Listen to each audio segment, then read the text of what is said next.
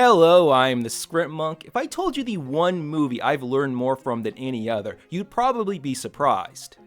Then again, you wouldn't, seeing as you've already read the title of this video. It's the 1988 action blockbuster Die Hard, written by Jeb Stewart and Stephen E. DeSouza and directed by John McTiernan. And when time came to write my book Screenwriting Down at the Atoms, a lot of the best bits in this book came directly from my study of McTiernan's film. Now you might wonder, why Die Hard? Why not something a little more Academy Award winning? Well, at the time in my self-education, I was using the start-stop technique found in William Fraug's Zen in the Art of Screenwriting, where you watch a movie scene from beginning to end, stop, watch it again, go back, watch it a third time, and then write down anything and everything you noticed about how that scene works. Then do that for every single scene for the entire movie. Now, I had previously done this for 2 other movies, but with Die Hard, I went whole hog. And after several months, I wound up with 81 pages of typewritten, single-space notes. And in the process, I learned just why Die Hard is the gold standard of action movies. Why after 30 years, it's been so often imitated, but never duplicated. It's because its craft is rock solid. With the exception of 1 or 2 obvious bad decisions, Die Hard is a masterwork in both story construction and story execution. So, in what I hope will be a whole series of videos, I'm going to share some of the highlights of this study. So if you like this video and you want to see more, please make sure to click the like button, because that's what I'm going to use to gauge whether this series is going to be worth continuing. So anyway, part 1.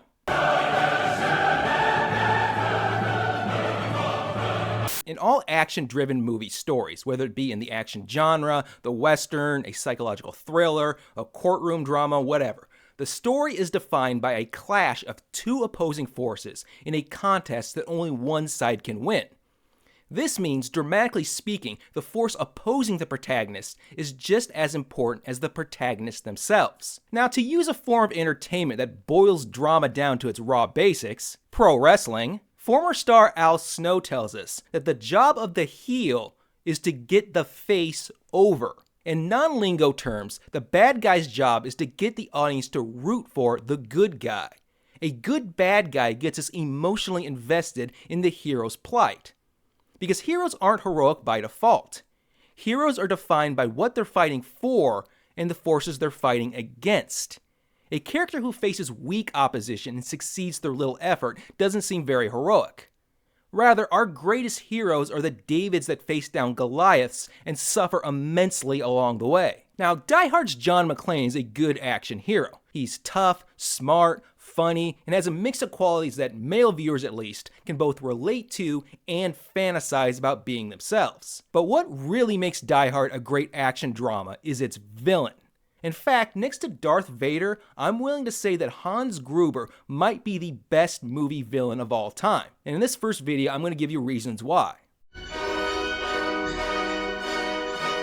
If you've watched a lot of Saturday morning cartoons or read a lot of cheesy comic books, you've encountered your share of mediocre villains. And a lot of the times, what makes a villain mediocre is that they just don't really do anything. Other than the initial act of villainy, they just kind of loiter around waiting for the hero to finally show up and defeat them.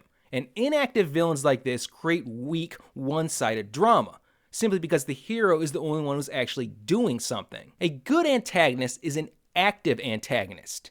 The antagonist has their own goal and takes actions throughout the story to reach that goal. And just like the hero, experiences both successes and setbacks along the way. In other words, the antagonist behaves just like the protagonist, and is in fact the hero of the story's flip side. Meaning that if we flip things around and told the story from the villain's perspective, the story should be just as active and just as entertaining. So how does one create an active antagonist? Well, in this previous video, I introduced the concept of the story spine, the fundamental structure of any dramatic story. The story spine is a simple structure composed of 5 components: the protagonist's story problem, the protagonist's story goal, the path of actions the protagonist takes to get to that goal, the main source of conflict in the protagonist's way, and the protagonist's stakes in the situation. But notice how I kept saying protagonist. This is because the story spine is really the protagonist's spine, since the story as a whole is chiefly defined by what the protagonist is trying to accomplish and the reasons why. However, the protagonist shouldn't be the only character with a spine.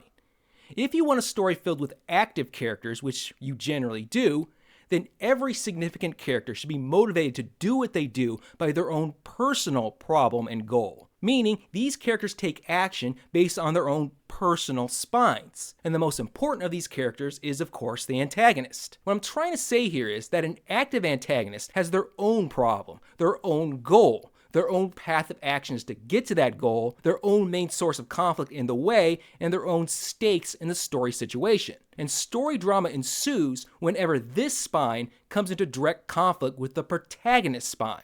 To demonstrate, here's Hans Gruber's character spine. Hans's problem. Hans desires the millions of dollars in Nakatomi's impenetrable vault. So he establishes his goal to break into the vault and escape with the money scot-free. So Hans engages in a path of action, where he and his men carry out a series of intricately planned events. However, Hans encounters a source of main conflict. Some rogue troublemaker is running around attempting to wreck his plans. But that can't stop Hans because of his stakes. If he carries on and succeeds, he'll escape with hundreds of millions of dollars. But if he fails, he'll receive imprisonment or death. Now, let's compare this to the spine of our hero, John McClane. John's problem. He and his wife Holly are trapped in a building seized by supposed terrorists. So John establishes a goal to get Holly and himself out of the building alive. So John begins a path of actions. He takes a series of actions to counter the terrorists. But this of course causes John to run into a source of main conflict, which is Hans and the terrorists themselves. But John must keep fighting in spite of this conflict because of the stakes. If he doesn't succeed, he and Holly may die. You'll notice that these two spines are in conflict. Though John and Hans want two completely separate goals, their paths of action intersect in a way to interfere with each other. In fact, things are so arranged that it becomes impossible for one character to get what they want without first preventing the other from reaching their own goal. See, Hans can't let John rescue the hostages, because the final stage of his plan depends on killing the hostages on the rooftop. And because Hans plans on killing the hostages, John must defeat Hans's plan if he hopes to rescue Holly. This creates what is known as a unity of opposites. Two characters dead set on contradictory goals. And when character spines are opposed in this manner, it turns the story into a chess match, with each side making moves towards their own goal, and then counter moves to their opponent, in a contest that only one side can win. Now, going further, when we flip things around to view Hans's side of things, we find that Hans's story has its own 3-act plot structure. Now, since Hans's goal is different, the turning points of this structure differ from those of John's story in the main narrative. Yet still, Hans's story has the same shape of any other movie narrative. Hans's goal is to steal the money from the vault and escape scot-free. So, at his inciting incident, Hans initiates his planned heist. Things initially go well, but this first act is brought to an end by an unexpected complication. Hans learns there's a rogue agent running around working against him. So begins Hans's Act 2A, where he tries to capture or eliminate this threat so the plan will stay on track. Yet, as typical of any Act 2A, things only get worse for Hans. By underestimating John McClane, Hans runs into a midpoint crisis event. John has stolen the bag of detonators, a component Hans cannot complete his plan without. So, like in any Act 2B, Hans takes action in response to this crisis, doing whatever it takes to find John and retrieve the bag. When Hans succeeds at this, the complication is resolved, thus ending Act 2B and starting the final act where Hans carries out the remainder of his plan. So yes, there is a structure to Hans's side of the story, which serves as counterpart to the structure of John's story. And due to their opposing spines, these two structures are at war with each other, putting the two characters on a collision course where one must ultimately be eliminated. This is the secret of Die Hard's hero-villain dynamic. When people talk about what makes a good villain, they always say they're people we love to hate. But what does that actually mean? Well, the phrase actually gets things a bit backwards. A great villain isn't someone we love to hate, but someone we hate that we love. Which would hurt you more, betrayal by someone you hate or by someone you love and respect?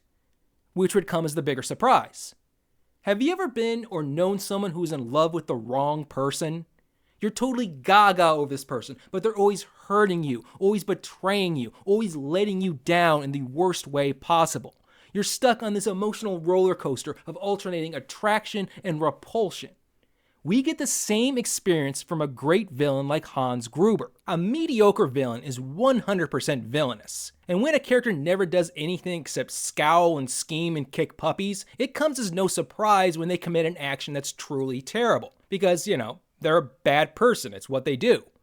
And after a while, these villains become so predictable that they just bore us. But Hans, we're led to like Hans. Hans has a lot of admirable traits. We're introduced to a smart, charming, witty man. He's sophisticated enough to recognize the designer of Mr. Takagi's suit. He's cultured enough to quote Plutarch. He never yells or threatens or pushes Takagi around. Instead, he's polite and respectful. And we think this might actually be a cool guy. Then he shoots Takagi in the face. Hans, what the hell? We thought you were cool.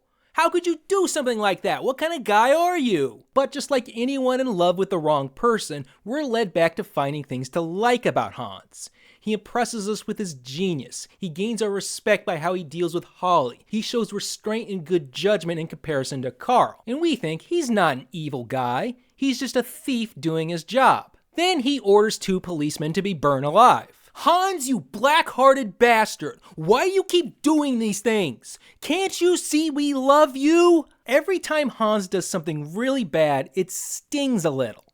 It feels like a betrayal, because we want to love the guy, but he keeps stabbing us in the back. Hans Gruber puts us on an emotional roller coaster of alternating attraction and repulsion.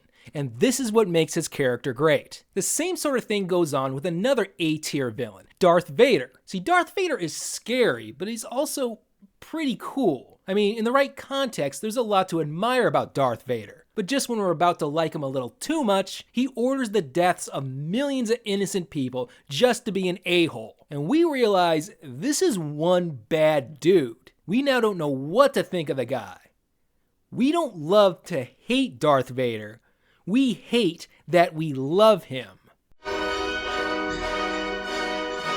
Whenever I watch a crappy action movie, there's always that one scene where the hero starts taking out wave after wave of enemy goons, and I always wonder, just who the heck are all these people? Where did the villain find so many poorly trained morons willing to fight and die for someone so obviously evil? I mean, supposedly these are all human beings. They all had mothers, they all attended high school, they've all lived full lives that somehow led them to this point. But the movie doesn't treat them as human beings. They're simply objects there to keep the hero busy for a short while. However, one thing I enjoy about Die Hard is how it allows nearly every character to have their own personality, and they each get at least one little moment to show it. Now, the time constraints of storytelling might not allow much attention to minor characters, but when used creatively, a little bit might be all you need. Take for instance the guy guarding the front desk. Now, I don't know anything about him, but with his cowboy boots and his friendly Texas accent, I want to know more about him. I want to know who this guy is and how he wound up with someone like Hans. Or how about this guy?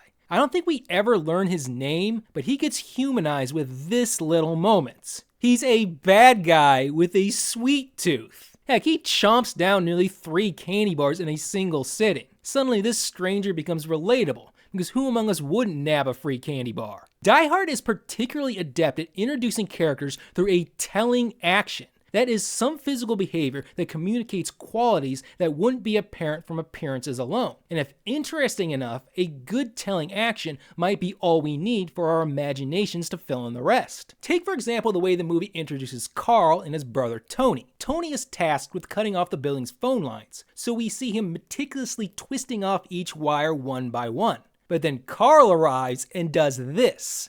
Through these 2 simple contrasting actions, the scene quickly suggests a lot about these brothers' personalities and their relationship. Now, I'll talk more about Die Hard's telling actions when I get to my video on characterization. But for now, remember that old saying amongst actors: there are no small parts, only small actors. Likewise, for writers, there are no small characters, just those the writer chooses to neglect. Now, I'd like to continue this into an entire series of videos, where I'll cover the plot devices, the character tricks, the uses of mystery and suspense that make Die Hard a surprisingly great piece of screencraft. So if you enjoyed this video, please make sure to click the like button and leave a comment so I'll know you're interested in seeing more. But until next time, Yippee-ki-yay, Mr. Falcon.